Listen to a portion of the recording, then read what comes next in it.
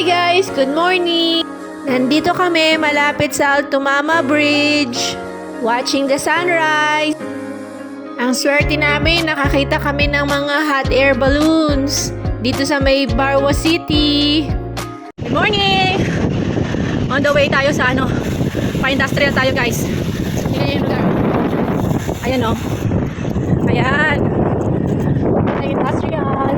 Pero nasa bike lane pa rin kami. Ayan o. Merong isa sa likod. Ayan yung ating kasama, si Renka. Kasama pa rin sa date namin to guys.